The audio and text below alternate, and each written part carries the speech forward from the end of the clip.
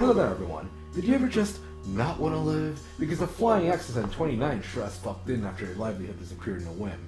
For the video game world, yeah, you could say we had a bit of a crash, only without the flying body bags, because in '83, we had one either due to a game being a bit too shit for people's taste, or because of Atari's poor management. So then, what happened, you may ask? Well, for that we need to go for a little trip to the past. So then, shall we begin? It was the early years of the 1900s, and yada yada yada. The people were throwing themselves hard into the stock market like they did into their credit debt, like they did into the local public pavement. And banks decided to use not their money and throw it into the trash can. And when you just look at that, it's a crash. Now you may be asking, what does this have to do with the video game crash? Well, not much actually. The only commonality of the two is that it sank an industry for a while. And also, I just wanted to show that it wasn't that kind of crash. So there's a bit of knowledge.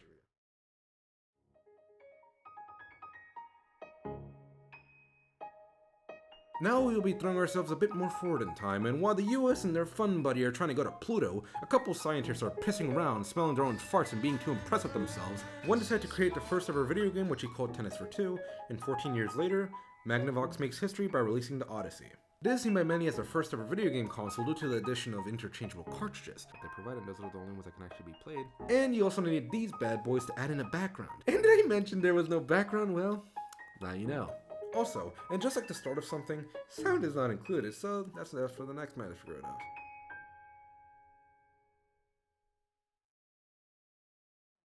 The government is having trouble with its budget, but you might end up having a little trouble with yours. When you see the price tags on this year's hottest Christmas toys, Maxine Block says the people who make electronic games smile when they look at their bank books. These games may very well be at the top of many Christmas lists. Electronic games being heralded by folks in the trade as this year's. Anyways, with the seeds firmly planted, a couple years later we'll begin what is now known as the golden age of video games. And I will say this about the early generation. This is quite a confusing thing to look at. And you may be asking, is it because of the obscure brands or the immense competition at the time? No, it's really because if you pay attention here, and here, it's the addition of Pong systems. Look, I have nothing against them. They have their place in history, obviously. The thing is, this doesn't fit nicely with this. Because for me personally, consoles consist of, well, machines with interchangeable cartridges, and each cartridge having its own game. Yeah, sure, the Odyssey kind of doesn't fit its description, simply because it really doesn't have a game in them. It's more or less just circuits, but that's just whatever the hell it says right here. So, for me personally, and for its own good, Pong systems should be disregarded as they should. Now it's the good old 1982s, still the early years of the video game industry, but not quite its infancy.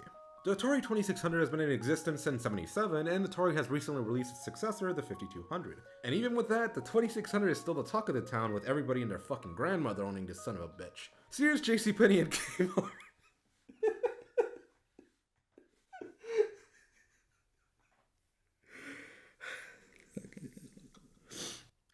That's some undynamic trio we got there. At this time, we're fighting to be Atari's #1 retail partner. Also, apparently even drugstores are trying to join into the video game action. Instead of graphics looking like this, they looked more like this. And there wasn't much to be desired in these. But due to Atari's attractive game lineup of arcade games such as Pac-Man and Space Invaders, it will seem like the Switch in a sense that it was pretty impressive to be able to play games that a magnitude have started with the arcade, and for the Switch's case, it's really having the luxury of playing while you piss. In at around April, Atari and Namco landed an agreement for Atari to develop and release the home console version of Pac-Man. So anticipated was the son of a gun that Atari produced around 12 million cartridges. Now, how was the final product of this simple yet attractive masterpiece? Was it true to the original? Close to.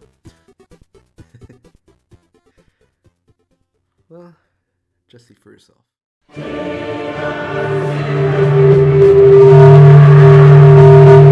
Yeah, the game was about as honest as a serial silver medalist, but even with its setbacks, it still managed to become the 2600's best-selling game of all time, selling at around 8 million units. And it was also panned real nicely by critics, comparing it from everything from Pol Pot to Hitler. Now, what does this have to do with the crash?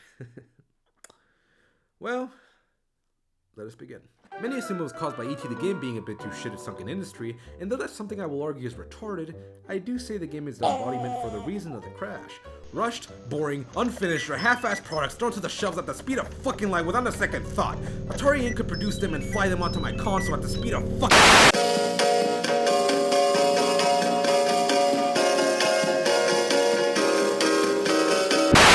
And with that, we go back to Pac-Man, because many players noticed the box art being laughably bullshit to what you actually get to play on the 2600, that many felt lied to because, well, just take a look at these box arts and tell me if you get this when you spend your birthday money or mommy's money on this, just tell me with a straight fucking face, you wouldn't be disappointed. You can easily see at the time, and today many were wondering, hey, why am I spending money on this inferior hunk of junk when I could just go play the superior versions of the games at the arcade for a couple shekels, and with that, from left to right, many retailers have begun to rush to local bargain bins, dropping the prices for all their games in the hopes that they could at least scrape a couple quarters and not wanting to do anything with video games anymore. Atari is bleeding out money and obtaining licenses to games they can't even sell in the hopes that they could at least buy themselves out of this money hole they got themselves into. Hey, is that the money hole? No, that's just Atari trying to hide their disappointment in a New Mexican desert. And with that, the end is here. The funny part about this whole thing is really the bittersweet irony in this. And what do I mean about that exactly? Well, in 1982, this is to be considered by many as the Golden Age's height.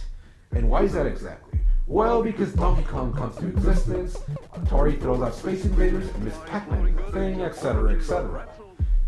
And what's also funny about this is that even though Atari knew that their demise is near, they were still so kind of cocky about this because maybe because of their party pooper being a bit too fucking, I don't know, stupid and lightheaded that they actually continued to buy their god-awful fucking games. But hey, that's just me. Anyways, with the tide settling down, many stores big and small decide that the video game trend was over, refusing to stock up on video games or anything that even looked like one. Now then, what happened to Atari, you may ask? Well, Atari went from cockeyed to pear-shaped, losing over $500 million in the crash, and later in '84 would be split into two separate companies, with some random rich dude owning the home computer and console division calling it Atari Corporation, and for a moment they would try and mainly focus on the home computer market. I do believe it didn't last as long because in '86 they would make the 7800, the XEGS in '87, and the Jaguar in '93 with a plan to release a console called the Panther in '91. But I guess it was replaced with the Jaguar and his bumblefuck failure. Too busy on the computer dream that he was, that Nintendo floated the idea of selling their successful Famicom in the States under the Atari banner, and they got rejected most likely to avoid any more necessary Vietnam flashbacks. Then a couple years later, the rivalry between Nintendo and Sega as well as Atari Corp's awful console release would cause them to go bankrupt and go under the name Infogrames and back to Atari. For the video game division of Atari, well, that would remain a part of Warner under the name Atari Games until it changed ownership in '85 to Bandai, and would then switch hands back to Warner in '93, and then would go to Midway in '96 just to be sent on its merry way for the annual Mercy shot to the head, with Midway to accompany them. Now for the graveyard auction. And would you just look at that, it's Warner. And they once again own Atari Games. With their Romeo Midway. Poor Atari. Now, what about the competition? Well, Campos abandoned a Coleco vision due to the crash and tried to start a computer division, and in the heart of the crash, they released the Coleco Atom, and it was a bomb and it was soon discontinued. They then tried their luck into the toy business, releasing the Little People line of dolls, and though the dolls were a success, they weren't really enough to stop the inevitable demise of Coleco, and in 1988 they would file for bankruptcy and the brand would be defunct until 2005. For the Intellivision, Mattel just decided to pause all new hardware projects and will close down their electronics division and simply sell it off. Simply put it, they washed their hands and went off to greener pastures. Intellivision would then be renamed to INTV and killed off in 1990. And the Intellivision would remain as Atari's only console well into the hyperscan, but we don't talk about that here. Now, do you remember when I mentioned Nintendo and Atari Corp's interactions? Well, Nintendo actually first proposed an offer to a unified Atari a year earlier, but due to a 3-day negotiating struggle with both companies feeling screwed over if they would have signed, the deal never went through and Nintendo went off to their merry way to do it solo. The way they did this was by testing the waters first of the market, and whichever way it went would result in the revival or longer death of an industry.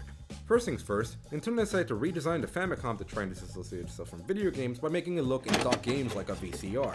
And rather than the console looking more lively like its Japanese counterparts, it looks pretty bland, and the Famicom was renamed to the Nintendo Entertainment System. The addition of Rob, which was this robot that would be able to play certain incredible games with you, was made to try and make the NES more attractive to kids and would then be at the top of most kids' see or Sanny list. For the games, Nintendo decided to show the actual graphics of the game on the box and cartridge to be more honest as a consumer rather than the NES game catalog being added by anyone, the game had to be certified by Nintendo with this bad boy. And later exclusivity deals had to be signed, but that's more of a story for another day. For the testing grounds, Nintendo agreed that they should sell the NES in New York City due to it being a pretty difficult place to set up shop. And the idea for this was that if they could make it in New York City, then they could make it anywhere. So the hunt began for retailers that were willing to sell the console, and surprisingly Nintendo of America was able to get about 500 retailers to sell them. Was it because they were very fond or confident of the product and they knew it wouldn't last on shelves once stocked, or because maybe those retailers owned Arakawa, the president of Nintendo of America, a favor? Nah, he just offered them all a risk-free guarantee, meaning if the retailers asked for their money back, then they would get it for whatever units they haven't sold yet. What's also pretty interesting is that Arakawa did this going against Nintendo of Japan's wishes, and with that he also offered displays for the console. Now then, out of the original 100,000 test units shipped to New York, half were sold, and though that wasn't a hit, it did convince Nintendo that video games aren't completely dead, and later Nintendo would expand from New York all the way to LA, and later the rest of the country. And with that, the US would be added back to the list for competitive battlegrounds in the video game sphere, with later Sega successfully competing with Nintendo, until the shit show 90s, with Sony releasing the PlayStation due to a failed collaboration with Nintendo, and Microsoft entering with the Xbox because of, well, reasons. But at least we announced Zero Snatch, Chuckle Fuck, and Master Chief Juggalo 420 Blaze It. And just like that, the video game renaissance has begun. So then, as the video game industry in North America rose and fell like a Japanese businessman to the cockiness and overconfidence of their fans, who would buy an overhyped hangnail as long as it was advertised as a video game, and later on would be coming back from the dead due to risks taken to try and break through the impenetrable due to the crash of '83. And with that, we are where we are now. From the NES to the SNES to the N64 to the Sega Genesis to the Sega Dreamcast to Sega Saturn. Who the fuck has ever played that shit, really? The PS1, the PS2, the PS3, the PS4, the PS5, the Xbox 360, the Xbox One, the Xbox One X, the Xbox Series X, the Xbox Series S, and then the GameCube, the Wii, the Wii U, the Switch, etc., etc. And with that, we are where we are again. We are where we are now. And what's funny is that really this could have taken many ways. Either the best or either the worst. And thankfully, we are again where we are now. And so, and though as many things are interesting and many things could have happened, we are very grateful to be here. Have a good one.